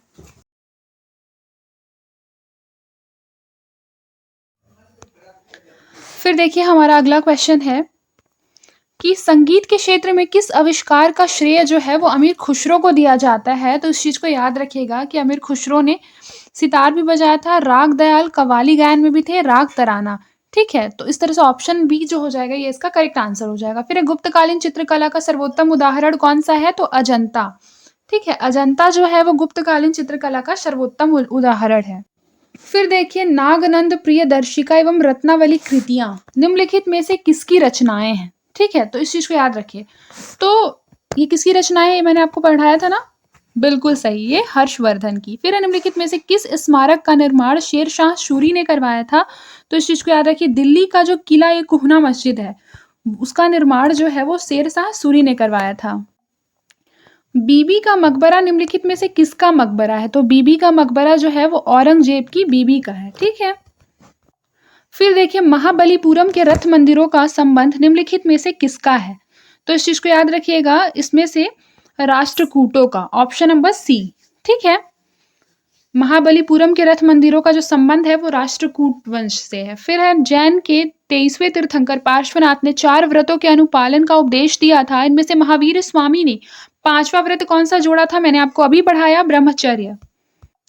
फिर देखिए किस इमारत में दोहरा गुंबद सबसे पहले बनाया गया? तो इस चीज को याद रखिएगा, दोहरा गुंबद सबसे पहले सिकंदर लोदी का मकबरा। फिर देवदासी प्रथा प्रचलन में थी, तो ये थी चोल के शासनकाल में, ऑप्शन नंबर सी। फिर देखिए एलोरा का जो कैलाश मंदिर है वो बनवाया गया था, किसके द्वारा बनवाया गया था? बताइए एलोरा का कैलाश मंदिर। तो इस चीज को याद रखिएगा, एलोरा का जो कैलाश मंदिर था वो राष्ट्रकूट वंश ने बनवाया था। निम्नलिखित में से कौन सा युग्म सही नहीं है? तो याद रखिएगा कौन सा युग्म सही नहीं है। सबसे पहले देखिए हरिप्रसाद चौरसिया बांसुरी बजाते हैं, सही है। हरिप्रसाद चौरसिया बांसुरी बजाते हैं, ये सही है। पंडित रविशंकर सितार वादक है। उस्ताद जाकिर हुसैन तबला वादक है, जिसका हाल ही में क्या हो गया था, जिनका निधन हो गया है। फिर पालघाट मणि अय्यर, ये क्या वायलिन बजाते हैं? नहीं, वायलिन नहीं बजाते। आप मुझे कमेंट बॉक्स में बताएंगे कि ये क्या बजाते हैं और सही नहीं है पूछा है, तो जो हमारा करेक्ट आंसर हो जाएगा वही यही हो जाएगा, ऑप्शन नंबर डी। फिर देखिए भारत खंडे संगीत महाविद्यालय कहाँ है? भारत खंडे संगीत महाविद्यालय कहाँ है बताइए? तो देखिए भारत खंडे संगीत विद्यालय जो है वो हमारा है लखनऊ में। फिर है बौद्ध ग्रंथों में निगंठनाथपुर नाटपुत्र किसको कहा गया है? बताइए किसको कहा गया है? तो ये कहा गया है हमारा महावीर स्वामी को, option number D Mahavir Swami. फिर क्या लिखा हुआ है कि अमीर खुसरो का संबंध किस वाद्य यंत्र के आविष्कार से है? तो इस चीज़ को याद रखिएगा कि सितार से। फिर है मखलीपुत्र गोशाल निम्नलिखित में से किस का प्रवर्तक था? तो इस चीज़ को याद रखिएगा कि आजीवक संप्रदाय। फिर लिखा है चंदेल कालीन स्थापत्य कला का प्रमुख केंद्र कौन सा था? तो इस चीज़ को याद रखिएगा कि ये खजुराहो। फिर है मुंतखाब उल लुबाब के लेखक कौन हैं? तो इसके लेखक है खफी खां। फिर देखिए हजार सितून नामक राजमहल का निर्माण कराया था, किसने कराया था? Option number A Alauddin Khilji द्वारा।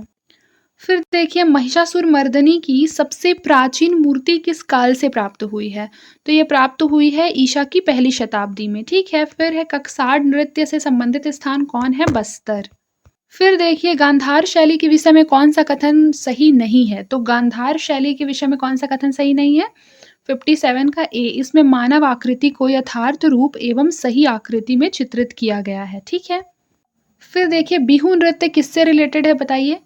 तो याद रखिएगा जो बिहू नृत्य है वो रिलेटेड है हमारा असम से, ऑप्शन नंबर ए। फिर हड़प्पा संस्कृति का विशाल स्नानागार कहाँ प्राप्त हुआ था? तो याद रखिएगा हड़प्पा संस्कृति का जो विशाल स्नानागार है वो प्राप्त हुआ था हमारा कहाँ पे? मोहनजोदड़ो। फिर देखिए भारतीय नाट्य संस्थान जो है वो कहाँ है? तो नई दिल्ली में। फिर मिताक्षरा का संबंध किससे है? तो हिंदू विधि से। फिर देखिए भारतीय पुरातत्व सर्वेक्षण संस्थान की स्थापना कौन से सन में की गई थी? तो इस चीज को याद रखिएगा 1961 में, सॉरी 1861 में।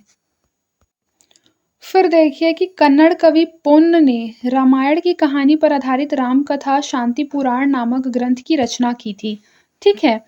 बताइए सही है कि गलत है ये स्टेटमेंट? तो देखिए ये बिल्कुल सही है। फिर उसके बाद लिखा है कि सोमदेव ने यशस्ती लक चंपू नामक ग्रंथ की रचना की थी, यशस्ती लक, ठीक है। तो ये बिल्कुल सही है। फिर है विग्रहराज तृतीय ने महाकवि थे जिन्होंने हरिकेल नामक नाट्य की रचना की थी, गलत है।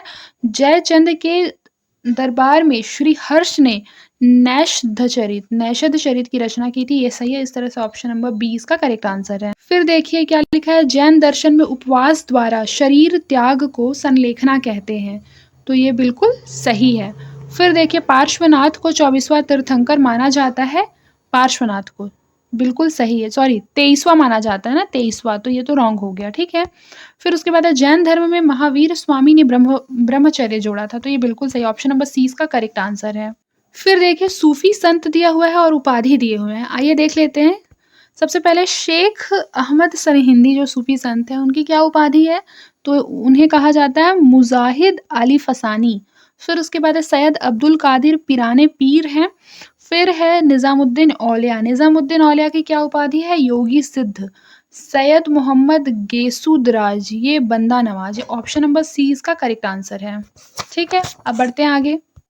फिर देखिए जातक कथाएं पाली भाषा में लिखी गई है जिसमें बुद्ध के पूर्व जन्मों की कथा वर्णित है, ये सही है।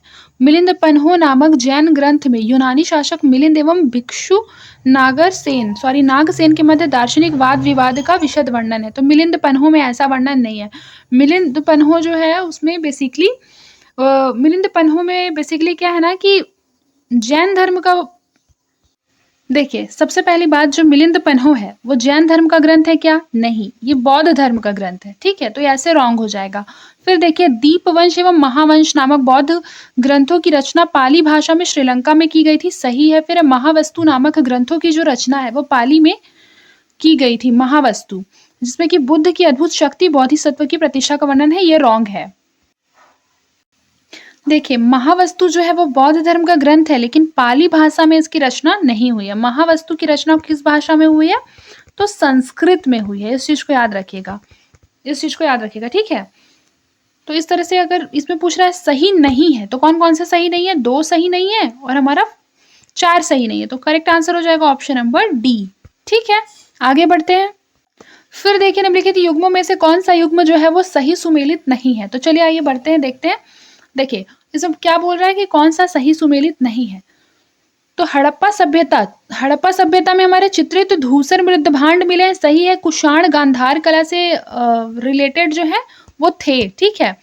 सॉरी हड़प्पा में चित्रित धूसर नहीं मिले, मोहनजोदड़ो में चित्र धूसर मिले हैं, तो ये हमारा रॉन्ग हो जाएगा, ठीक है। सही सुमेलित बोल रहा है तो कुषाण में गांधार शैली मिला है, ये सही होगा। फिर देखिए, कथक उत्तर भारत का शास्त्रीय नृत्य है। इसकी परंपरा मुख्य रूप से लखनऊ, जयपुर में आज भी है, तो सही है। ओडिसी जो है, उड़ीसा राज्य का एक शास्त्रीय नृत्य है, ये भी सही है। इंद्रानी रहमान, यामिनी कृष्णमूर्ति ओडिशी नृत्य की प्रमुख कलाकार हुई है, सही है। इस तरह से ऑप्शन नंबर डी जो हो जाएगा ये इसका करेक्ट आंसर। फिर यहाँ पे देख लीजिए, पीठ दिया हुआ है और स्थान से उसे मैच करना है। देखिए, ज्योतिष पीठ जो है वो बद्रीनाथ में है, जो कि उत्तराखंड में है। गोवर्धन पीठ जगन्नाथपुरी में है, जो उड़ीसा में है। शारदा पीठ द्वारिका गुजरात में है। श्रृंगेरी मैसूर कर्नाटका में है। फिर देखिए, भरहूत स्तूप के बारे में क्वेश्चन दिया हुआ है, आइए देख लेते हैं क्या कह रहा है क्वेश्चन। देखिए, सबसे पहले इसमें असत्य कथन चुनना है ना, तो ये देख लीजिए क्या कह रहा है कि यह मध्य प्रदेश के सतना जिले के अंतर्गत स्थित है भरहूत स्तूप, तो ये सही है। फिर है, इस स्तूप की खोज 1873 में कनिंघम ने की थी, ये भी सही है। भरहूत स्तूप की खोज किसने की थी? कनिंघम ने की थी 1873 में, ये भी क्या है? सही है। फिर देखिए, फिर क्या है, यह स्तूप शुंगकालीन है, जिसका निर्माण पूर्ण रूपेण कच्ची ईंटों से कराया था, ये रॉन्ग है।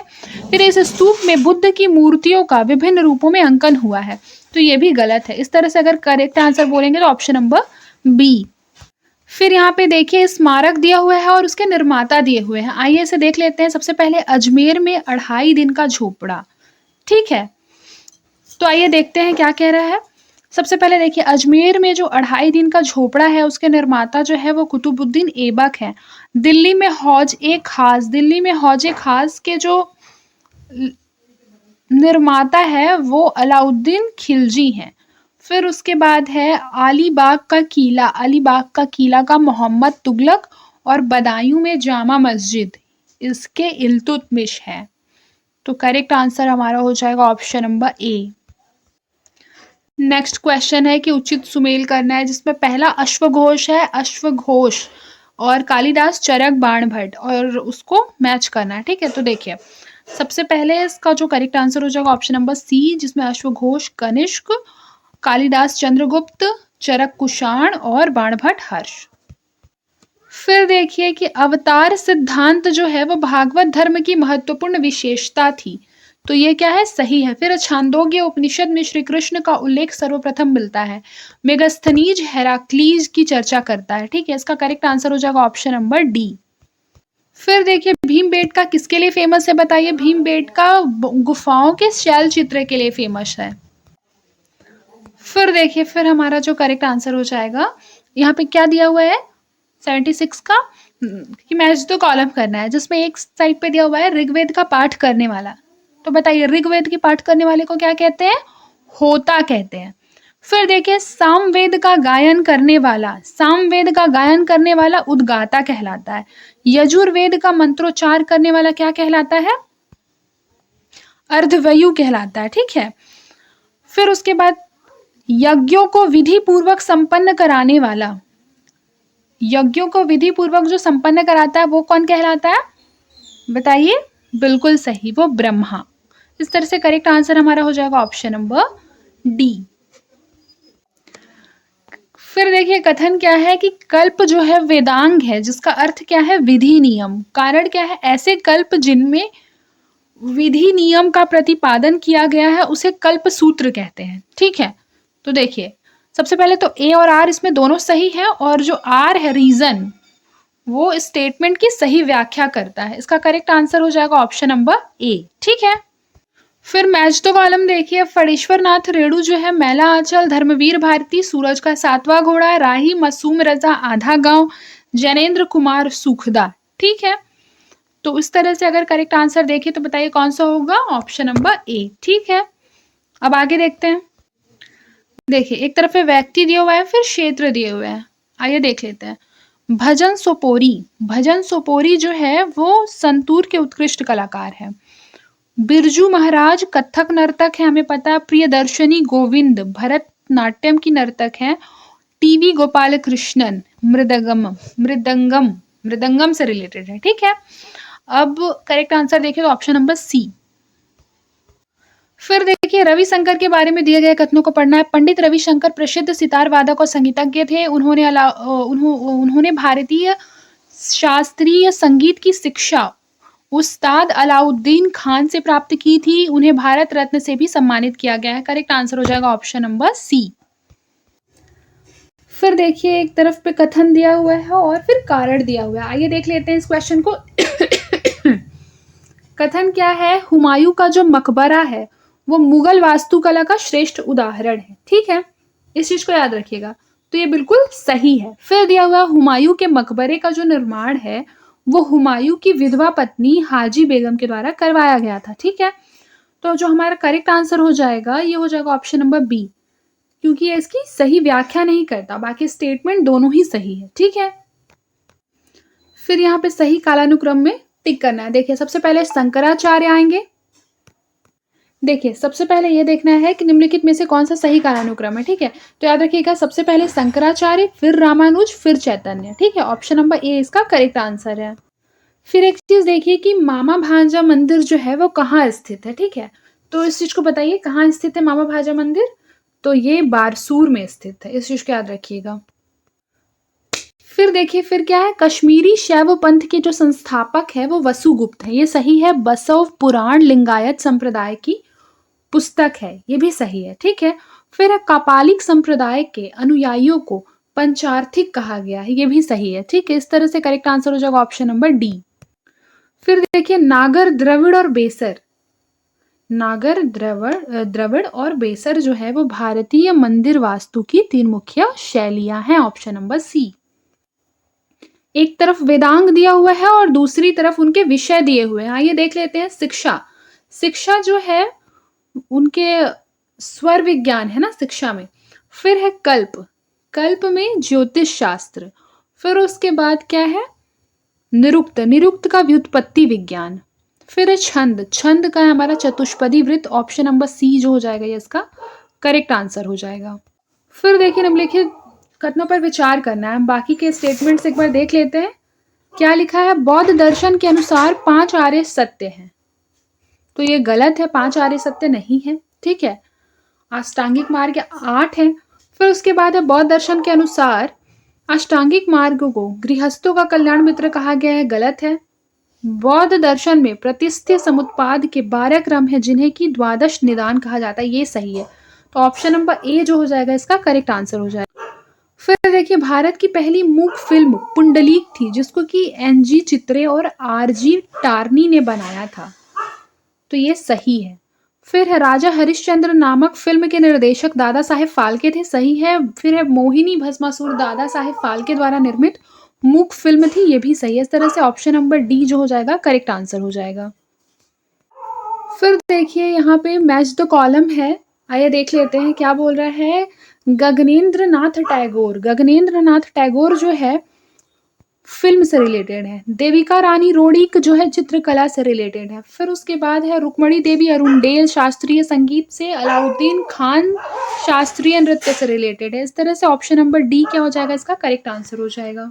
सॉरी मैच मैंने सही किया है, ऑप्शन नंबर बी इसका करेक्ट आंसर है, गलती से गलत टिक कर दिया। ऑप्शन नंबर बी इसका करेक्ट आंसर। ठीक है, फिर एक बार देख लीजिए कि किशनगढ़ शैली राजस्थान की चित्रकला शैलियों में एक महत्वपूर्ण शैली है, ये बात बिल्कुल सही है। किशनगढ़ शैली का जो विकास है 16वीं से लेकर 18वीं शताब्दी के मध्य हुआ था, ये भी बिल्कुल सही है। इस तरह से जो करेक्ट आंसर हो जाएगा ऑप्शन नंबर बी हो जाएगा, क्योंकि ये इसकी सही व्याख्या नहीं कर रहा है। फिर देखिए मैच द कॉलम है, आइए मैच कर लेते हैं। शंकरषण, रोहिणी पुत्र प्रद्युम्न, प्रद्युम्न बताइए कौन था? प्रद्युम्न जो है वो रुक्मणी पुत्र है। फिर है सांब, सांब जामवती पुत्र है। अनिरुद्ध, अनिरुद्ध जो है वो प्रद्युम्न पुत्र है। इस तरह से करेक्ट आंसर हो जाएगा ऑप्शन नंबर बी। फिर देखिए जैन धर्म में भिक्षुओं के लिए 5 महाव्रत और गृहस्थों के लिए 5 अणु व्रतों की व्यवस्था है। ठीक है, ये बात बिल्कुल सही है। जैन दर्शन के अनुसार जब कर्म का प्रवाह जीव की ओर रुक जाए इस अवस्था को आश्रव नहीं कहते हैं, ठीक है, इसको जीवक कहते हैं। तो उसका करेक्ट आंसर हो जाएगा ऑप्शन नंबर ए। फिर देखिए फिर अगला स्टेटमेंट क्या दिया हुआ है कि रंगोली मोहनजोदड़ो और हड़प्पा में मांडी हुई अल्पना के रूप में मिलती है, सही है। अल्पना वात्स्यायन के कामसूत्र में वर्णित 64 कलाओं में से एक है, सही है। बंगाल में रंगोली को अल्पना कहते हैं, सही है। रंगोली धार्मिक सांस्कृतिक आस्थाओं की प्रतीक रही है, ये भी सही है। इस तरह से करेक्ट आंसर हो जाएगा ऑप्शन नंबर डी। फिर देखिए शूद्रक द्वारा लिखी हुई प्राचीन भारतीय पुस्तक मृक्षकटिकम का मुख्य विषय क्या था? तो एक धनी व्यापारी एक गणिका पुत्री की प्रेम कथा की कहानी। ठीक है, ऑप्शन नंबर ए। फिर देखिए जहांगीर ने प्रकृति चित्र एवं पशु पक्षियों के चित्रों पर विशेष ध्यान दिया था। बिल्कुल सही बात है। फिर जहांगीर के जो चित्र हैं सहज मानवीय अभिव्यक्ति यथा क्रोध करुणा और सौहार्द के प्रतिनिधि है। सही है। अकबर कालीन चित्रों को 4 श्रेणियों में रखा जा सकता है। भारतीय कथाओं के चित्र, भारतीय कथाओं के चित्र, ऐतिहासिक चित्र। ये तीनों ही बिल्कुल सही है। ऑप्शन नंबर डी इसका करेक्ट आंसर है। फिर देखिए खारवेल कालीन उदयगिरी का रानी गुम्फा तथा खंडगिरी का अनंत गुफा में उत्कीर्ण चित्र रिलीफ चित्रकला का महत्वपूर्ण उदाहरण है। बिल्कुल सही है। 1825 में खारवेल के हाथी गुम्फा अभिलेख की खोज बिशप स्टर्लिंग ने की थी, जो पूर्णतः तिथि रहित अभिलेख है। ये बिल्कुल सही है। इस तरह से करेक्ट आंसर हो जाएगा ए और बी बोथ। फिर देखिए मौर्य काल के एकाश में पत्थर खड़े किए गए और चट्टानों को काट कर गुफाएं बनाई गई। सही है। गुप्त काल के प्रमुख केंद्र सारनाथ एवं मथुरा थे। बिल्कुल सही है। गुप्तकालीन सुल्तानगंज से प्राप्त बुद्ध की ताम्र मूर्ति ब्रिटेन के बर्किंघम संग्रहालय में है। ये भी सही है। फिर अजंता की चित्रावली गुप्तकालीन बौद्ध कला का सर्वश्रेष्ठ नमूना है। ये भी सही है। इस तरह करेक्ट आंसर हो जाएगा ऑप्शन नंबर डी। निम्नलिखित में से किस राज्य में बौद्ध स्थल टेबो मठ स्थित है? तो टेबो मठ जो है, टेबो मठ वो कहाँ स्थित है बताइए? हिमाचल प्रदेश में। इस चीज को याद रखिएगा। टेबो मठ जो है वो हिमाचल प्रदेश में स्थित है और ये बौद्ध स्थल है। फिर देखिए कौन सा सुमेलित नहीं है पूछ रहा है, तो आइए देख लेते हैं। सबसे पहले लिखा हुआ है ऋग्वेद। ऋग्वेद ऐतरेय ब्राह्मण से रिलेटेड है। अथर्ववेद गोपथ से रिलेटेड है। यजुर्वेद तैतरीय से, सामवेद कौशिकी ब्राह्मण से रिलेटेड नहीं है। ऑप्शन नंबर डी इसका करेक्ट आंसर है। फिर देखिए चक्कारकुथु नृत्य के विषय में क्वेश्चन दिया हुआ है, जिसमें कि यह चाक्यार जाति द्वारा किया जाता है। फिर है परंपरागत रूप से यह हिंदुओं की उच्च जातियों में देखा जा सकता है। इसमें नहीं लिखा है तो ये रॉन्ग हो जाएगा। तो इसमें भी 2 है, इसमें भी 2 है और इसमें भी 2 है, इसमें 2 नहीं है। ये इसका करेक्ट आंसर है। फिर देखिए चोल मंदिर का कौन सा महत्वपूर्ण अंग है? तो इसका करेक्ट आंसर हो जाएगा मंडप और विमान गोपुरम। Option number B. फिर देखिए क्या दिया हुआ है, ऋग्वैदिक देवता का नाम है और देवता का कार्य है। तो आइए इसे देख लेते हैं एक बार। पहला लिखा है पर्जन्य। पर्जन्य में लिखा हुआ है इसके जो देवता हैं ऋग्वैदिक देवता पर्जन्य, उनका कार्य क्या है? वर्षा के देवता है पर्जन्य। ठीक है। फिर अब मित्र। मित्र जो है शपथ और प्रतिज्ञा के देवता है। अश्विन। अश्विन चिकित्सा के देवता है। पूषण पशुओं के देवता। ऑप्शन नंबर ए इसका करेक्ट आंसर है। फिर देखिए बौद्ध धर्म ने वर्ण व्यवस्था एवं जाति प्रथा का विरोध किया था। क्या ये बात सही है? बिल्कुल सही है। फिर महात्मा बुद्ध के द्वारा उपयोग की गई वस्तुओं को शारीरिक स्तूप में रखा जाता था। ये भी सही है। बिल्कुल सही है। तृतीय बौद्ध संगीति में अभिधम्म पिटक का आकलन किया गया, तो ये रॉन्ग है। इस तरह से करेक्ट आंसर हो जाएगा ऑप्शन नंबर सी। फिर लिखा हुआ है संकीर्तन मणिपुर में होता है। फिर काई कोटी काली केरल। यक्षगान कर्नाटक का नृत्य है। राउफ जम्मू कश्मीर का। तो जम्मू कश्मीर का नृत्य राउफ है। ठीक है, इस चीज को याद रखिए और ऑप्शन नंबर ए इसका करेक्ट आंसर है। फिर देखिए फिर अगला क्वेश्चन मैच द कॉलम है। त्योहार और उसके राज्य से उसे मैच करना है। आइए देख लेते हैं। बिहू। बिहू असम का है। ओणम केरल का। Pongal Tamil Nadu. Baisakhi Punjab. Option number A. फिर अभिधम्म पिटक में बौद्ध दर्शन का विवेचन किया गया है। ये बिल्कुल सही है। फिर है आचारांग सूत्र में भिक्षुओं के आचार नियमों का उल्लेख है। ये भी सही है। सुत्त पिटक में बुद्ध के धार्मिक विचारों एवं वचनों का संग्रह है। ये भी सही है। इस तरह से करेक्ट आंसर हो जाएगा ऑप्शन नंबर सी। फिर देखिए शास्त्रीय नृत्य दिया हुआ है, संबंधित राज्य दिए हुए हैं। आइए इसे देख लेते हैं। लिखा है भरतनाट्यम। ठीक है, तो याद रखिएगा भरतनाट्यम शास्त्रीय नृत्य है जो कि तमिलनाडु राज्य से संबंधित है। फिर कुचिपुड़ी। कुचिपुड़ी जो है वो आंध्र प्रदेश से रिलेटेड है और कथक। कथक उत्तर प्रदेश से रिलेटेड है। फिर है ओडिसी। ओडिसी ओडिशा से। इस तरह से अगर करेक्ट आंसर देखें तो हमारा ऑप्शन नंबर सी जो हो जाएगा करेक्ट आंसर हो जाएगा इसका। फिर दिया हुआ है, फिर क्या दिया हुआ है आइए देख लेते हैं। सूफी शब्द की जो उत्पत्ति है वो फारस शब्द सूफ से हुई है। ठीक है, इस चीज को याद रखिएगा। फिर क्या दिया हुआ है, किताब उल नुमा के लेखक अबू नस्र अल सिराज हैं। ठीक है, तो हमारा ये बिल्कुल सही है और करेक्ट आंसर हो जाएगा ऑप्शन नंबर सी। फिर देखिए, फिर अगला क्वेश्चन देखिए, बुद्ध के अष्टांगिक मार्ग के बारे में प्रथम जानकारी छांदोग्य उपनिषद में मिलती है, गलत है। चतुर्थ बौद्ध संगीति में बौद्ध ग्रंथों में संस्कृत का जो प्रयोग है वो आरंभ हुआ था, ऐसा भी नहीं है। बौद्ध धर्म कर्म पुनर्जन्म के सिद्धांत में विश्वास करता है, तो ये बात ये बिल्कुल सही है, ठीक है। कर्म और पुनर्जन्म के सिद्धांत में बौद्ध धर्म विश्वास करता है। फिर लिखा है बौद्ध धर्म ग्रहण करने वाली जो प्रथम महिला थी वो महामाया थी, ये भी सही है। इसका करेक्ट आंसर हो जाएगा 3 और 4, लेकिन नहीं दिया हुआ है यहाँ पे ऑप्शंस, इसलिए यहाँ 4 दिया हुआ है तो 4 लगाएंगे। फिर यहाँ पे देखिए, आइए देख लेते हैं क्या लिखा हुआ है। बसाड़, बसाड़ जो है सिंह शीर्ष स्तंभ। फिर है संकीशा, संकीशा जो है गज शीर्ष स्तंभ। उसके बाद है सांची सारनाथ, चतुरसिंह शीर्ष स्तंभ। फिर है रामपूर्वा, रामपूर्वा जो है वो वृष शीर्ष स्तंभ। ऑप्शन नंबर ए इसका करेक्ट आंसर है, ठीक है। फिर संगीत संस्था दिया हुआ है और उसके स्थापना वर्ष दिए हुए हैं, आइए देखते हैं।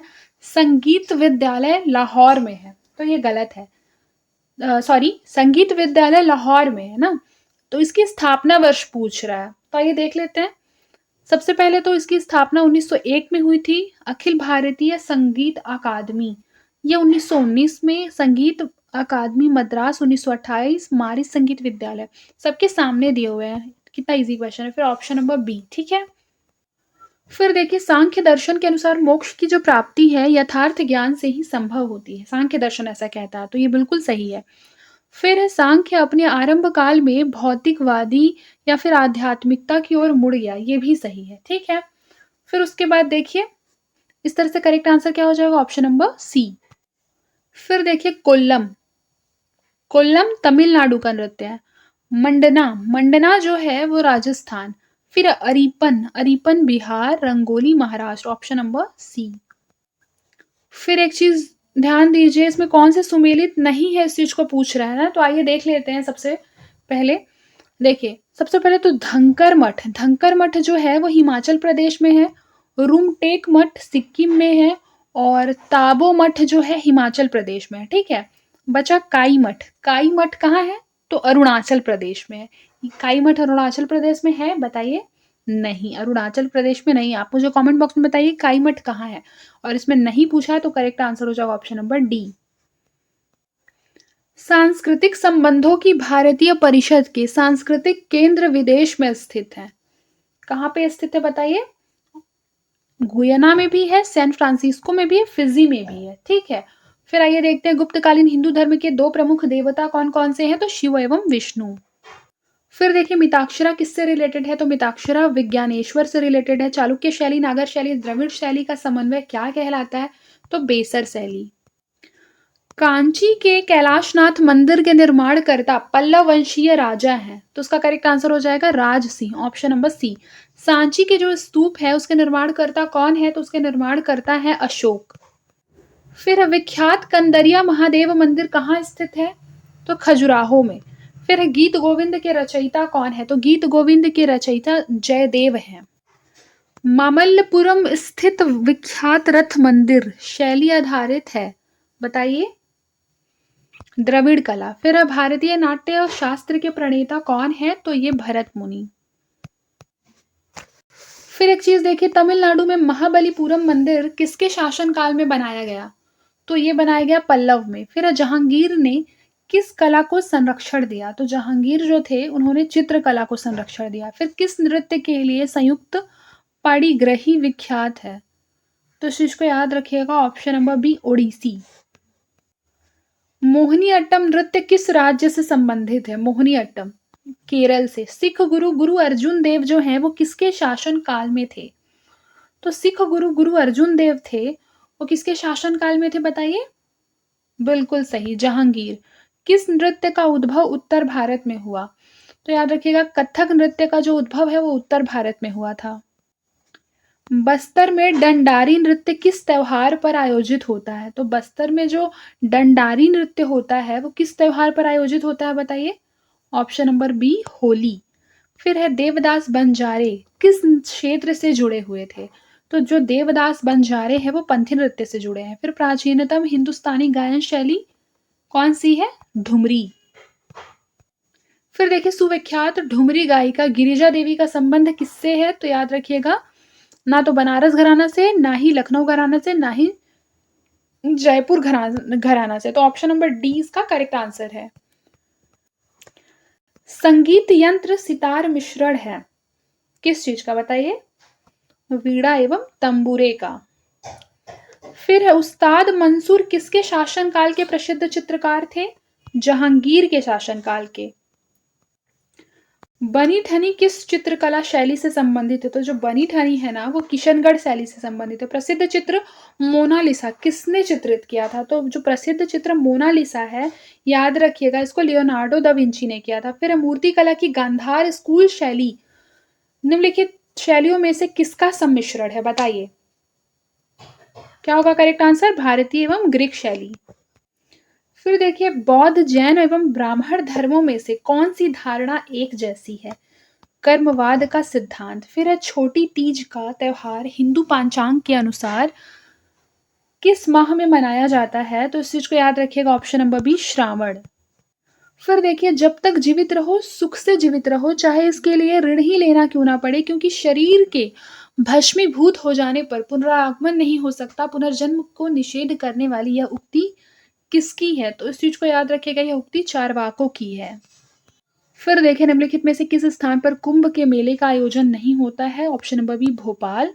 प्रसिद्ध विजय विठ्ठल मंदिर किसके 56 तीक्ष्ण स्तंभ संगीतमय स्वर निकालते हैं? कहाँ अवस्थित है? इसका करेक्ट आंसर हो जाएगा ऑप्शन नंबर सी हम्पी। ठीक है, आज के लिए बस इतना ही। मिलते हैं नेक्स्ट क्लास में। तब तक के लिए अपना ख्याल रखिए और मन लगाकर पढ़ाई करते रहिए।